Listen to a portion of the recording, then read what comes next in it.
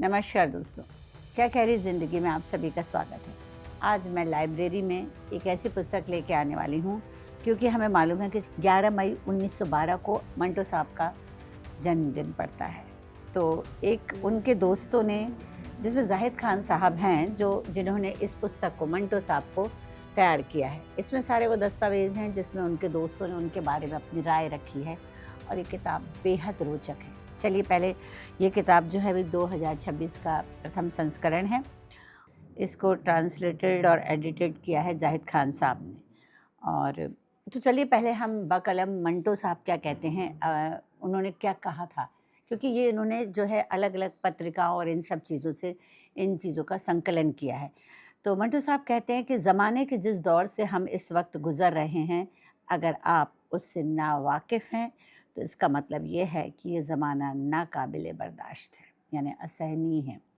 मुझ में जो बुराइयां हैं वो इस अहद की बुराइयां हैं, मेरे तहरीर में कोई नुक्स नहीं। जिस नुक्स को मेरे नाम से मंसूब किया जाता है, दरअसल मौजूदा निज़ाम का नुक्स है। तो मंटो साहब बहुत तीखी और कड़वी बात कहते थे और मैं बताना चाहूँगी, क्योंकि हम ये पुस्तक को पूरा के पूरा नहीं बता पा सकते, और मैं बताना चाहूँगी कि इसमें इनके जो दोस्त हैं, एक में मंटो ने खुद ही अपनी शख्सियत के बारे में लिखा है। वो ज़ाहिद खान साहब, कृष्ण चंद्र, मोहम्मद तुफ़ैल, शाहिद अहमद दहलवी, मोहम्मद असदुल्ला, इस्मत चुगताई, बलवंत गार्गी, नरेश कुमार शाद, अहमद नदीम काज़मी, और फिर उसके बाद शोरिश कश्मीरी, मिर्ज़ा अदीब, नसीर अनवर, मोहम्मद खालिद अख्तर, राज़ा मेहंदी अली ख़ान, अली सरदार जाफ़री और इब्राहिम जलीस, हमीद अख्तर, मोहम्मद तुफ़ैल। इन सब दोस्तों ने मंटो साहब के साथ जो वक्त बिताया और उन्होंने क्या महसूस किया मंटो के बारे में, वो बताया। बहुत ही रोचक किताब है और मंटो का एक व्यक्तित्व हमें अलग तो समझ में आता है, पर फिर भी हम कुछ चीज़ें चाहेंगे कि फिर मैं मंटो साहब की बकलम मंटो बताती हूँ कि मुझे आप एक अफ़साना निगार की हैसियत से जानते हैं और अदालत एक फहश निगार की हैसियत से। सरकार मुझे कभी कम्युनिस्ट कहती है तो कभी मुल्क का सबसे बड़ा अदीब। कभी मेरी रोज़ी के लिए दरवाज़े बंद कर दिए जाते हैं, कभी खोले जाते हैं। कभी मुझे गैर ज़रूरी इंसान करार देकर मकान बाहर का हुक्म दिया जाता है।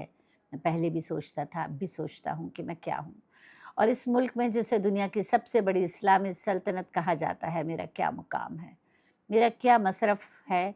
आप इसे अफ़साना कह लीजिए, लेकिन मेरे लिए एक तल्ख़ हकीकत है कि मैं खुद अपने लिए, अपने मुल्क में जिसे पाकिस्तान कहते हैं और जो मुझे बहुत अज़ीज़ है, अपना सही मुकाम तलाश नहीं कर सका। यही वजह है कि मेरी रूह बेचैन रहती है और यही वजह है कि मैं कभी पागल खाने में और कभी अस्पताल में होता हूँ।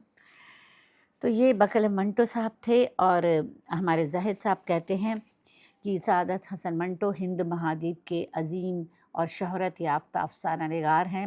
प्रेमचंद के बाद मंटो ही दूसरे ऐसे रचनाकार हैं जिनकी रचनाएं आज भी पाठकों को खींचती हैं। सच बात तो यह है कि मंटो की मौत के 7 दशक से ज़्यादा गुजरने के बाद भी उर्दू में उनके जैसा अफ़साना निगार पैदा नहीं हुआ। पंडित जवाहरलाल नेहरू और इकबाल की मानित सादत हसन मंटो भी कश्मीरी पंडित थे। बाद में उनके पूर्वज पंजाब चले गए। 11 मई 1912 को अविभाजित भारत के लुधियाना जिले के कस्बा समराला में जन्मे मंटो की इब्तिदाई तालीम लुधियाना और अमृतसर में हुई। वहीं उन्होंने आला तालीम अलीगढ़ यूनिवर्सिटी से मुकम्मल की। पढ़ाई के तुरंत बाद वे सहाफ़त के मैदान में आ गए और वे पत्रिकाओं, मैगज़ीन से जुड़ गए और एक पत्रकार हो गए। उन्होंने बहुत सी मैगज़ीन का संपादन भी किया, तर्जुमा किया, और तमाशा मंटो का जो है तमाशा पहला अफ़साना था। मंटो ने 200 से भी ज़्यादा कहानियाँ लिखी, फ़िल्मों की स्क्रिप्ट लिखी, रेडियो डायलॉग, पेट के लिए जो करते थे वो सब कुछ लिखा।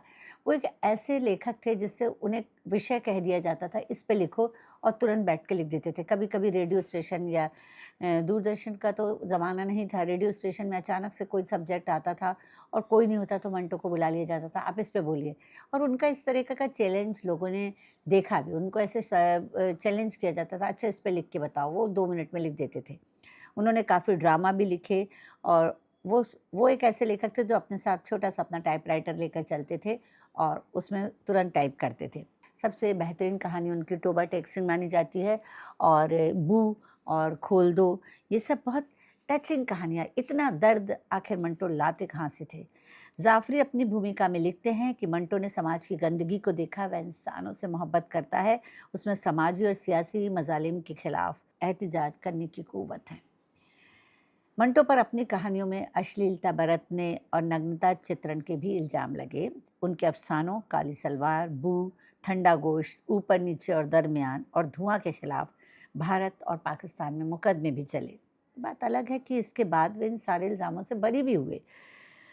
वे कहते थे कि मेरी कहानियाँ समाज का आईना है, अगर मेरी कहानियाँ अश्लील हैं तो समाज भी अश्लील है। करीब साल 1934 से 1947 तक, यानी इन 14 वर्षों में मंटो ने 69 अफसाने लिखे। वो पाकिस्तान जाने के बाद साल 1948 से 1955 तक 161 ऐसे अफसाने लिख चुके थे।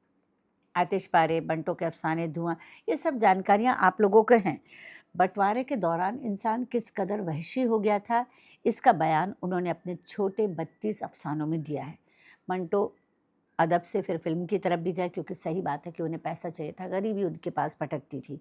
उनकी अदबी शोहरत फिल्मी ज़िंदगी के बाद शुरू हुई। लोगों ने उन्हें जानना फिल्मी ज़िंदगी से शुरू किया और उन्होंने काफ़ी फिल्म पत्रकारिता भी की। मंटो ने फिल्म कीचड़, नौकर, बेगम की कहानी, उसके स्क्रिप्ट लिखी, डायलॉग लिखे और उस दौर की मशहूर फिल्म मिर्ज़ा गालिब की स्टोरी भी मंटो की धारदार कलम से ही निकली। उन्होंने कृष्ण चंद्र के साथ मिलकर बंजारा फिल्म की कहानी लिखी। यही नहीं, एक मंटो की एक फिल्म 8 दिन में राजा मेहंदी अली खां और उपेंद्र नाथ अश्क के साथ एक्टिंग भी की फिल्मों में।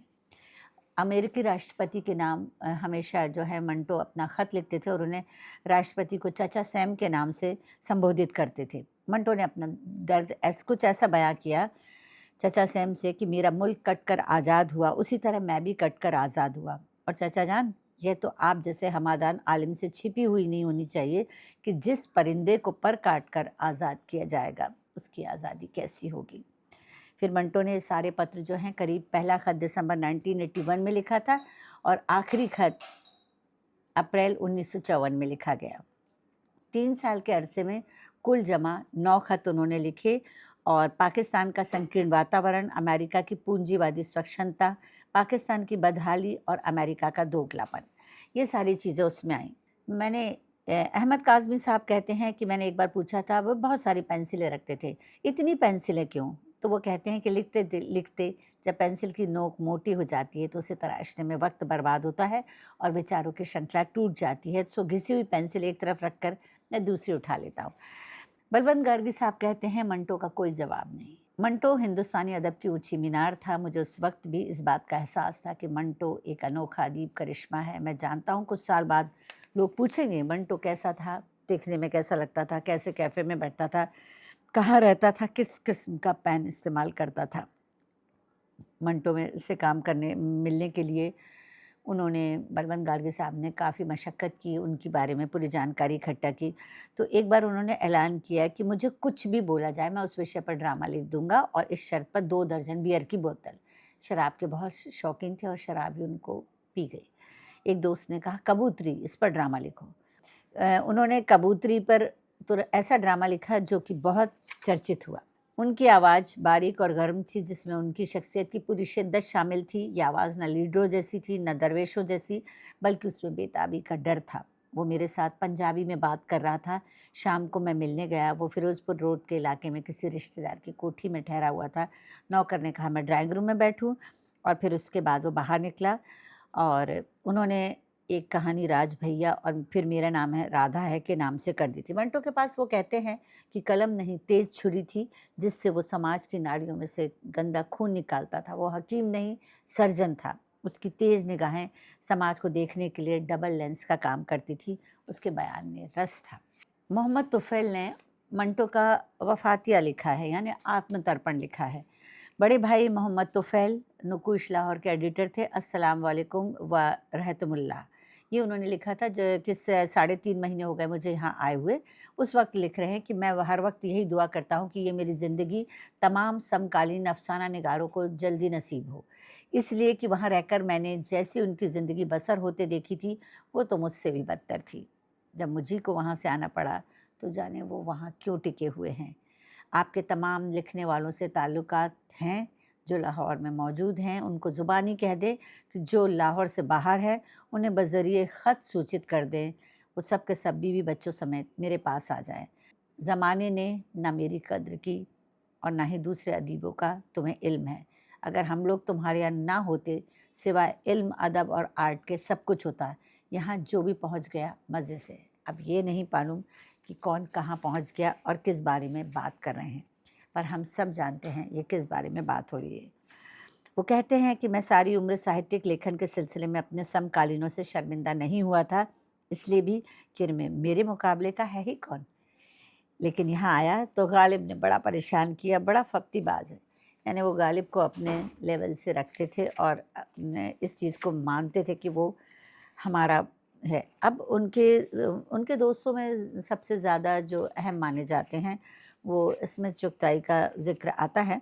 इस्मत जी क्या लिखती हैं ये मैं थोड़ा-सा आप लोग को शॉर्ट में बता देती हूँ। वो दुनिया जिसने उसे मरने दिया। इस्मत जी लिखती हैं कि वो दुनिया जिसने उसे मरने दिया, बहुत अच्छी दोस्त थीं, दोनों एक साथ जब मिले थे, जब दोनों पे इस्मत जी पर लिहाफ के लिए और इनके ऊपर काली सलवार के लिए अश्लीलता का मुकदमा चल रहा था। और उसके बाद जो उनकी दोस्ती हुई तो पारिवारिक दोस्ती भी हुई। ये दोस्ती बहुत अलग टाइप की मानी जाती है। कुछ लोग इसे प्रेम का नाम देते हैं, पर वो प्रेम नहीं था।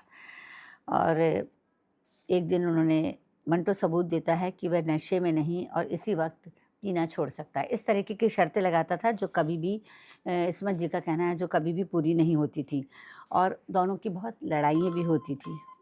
मुझे नहीं मालूम मंटो को तजुर्बा था या जो कुछ उसने रंडी के बारे में लिखा वो उसके अपने उसूल और यकीन के आधार पर है, क्योंकि अगर वह रंडी के कोठे पर भी गया होगा तो वहाँ रंडी से ज़्यादा उसने औरत का दिल देखा होगा, जो बावजूद यह कि मोरी का कीड़ा है मगर ज़िंदगी कदरों से प्यार करती है।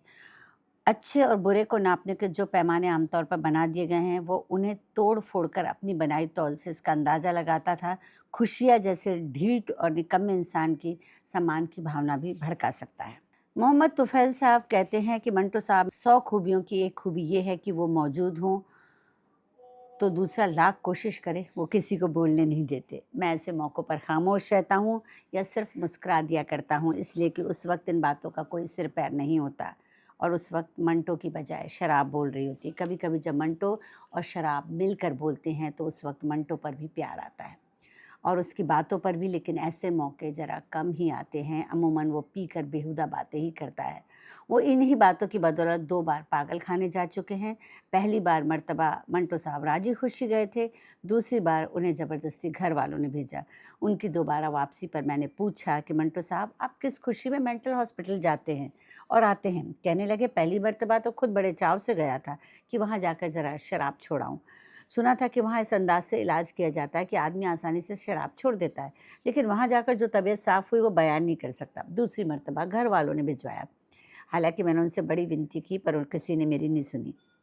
वो कहते हैं कि मुझे बड़ी हैरत है कि लोगों ने मेरे बेशुमार अफसाने नज़रअंदाज कर दिए जिसमें मनोवैज्ञानिक विश्लेषण नहीं था। मैंने मनोवैज्ञानिक से संबंधित भी कुछ कहानियाँ लिखी हैं, बाकी तो सब अफसाने हैं। जिन हजरात को मेरी कहानियों में अश्लीलता नज़र आती है वही दुकान दुकान फिरते हैं और पूछते हैं कि मंटो की कोई नई किताब आई। उनका ख्याल है कि मेरी तहरीरें या तो हजरात पढ़ते हैं जिन्हें मेरे फ़न से प्यार है या एतराज़ है ताकि मुझे भला बुरा कह सकें। मैं भी वक्त आने पर हर एक का कर्जा चुका देता हूँ और यही वजह है मैंने अपनी किताब का समर्पण यूँ किया था कि एडिटर दीन और दुनिया के नाम जिसने मुझे सबसे ज़्यादा गाली दी। तो ये थे हमारे मंटो साहब और मैंने बहुत कम शब्दों में ये बात बताने की कोशिश की है और ये किताब के कारण ये बात मेरे जहन में आई और अभी आप सब चाहें तो इसको फिर से पुनः अपनी स्मृतियों को ताज़ा कर सकते हैं। किताब वाकई पढ़ने लायक है और काबिल तारीफ़ है। तो याद रखिए मंटो को और उनको जन्मदिन की बहुत बहुत शुभकामनाएँ।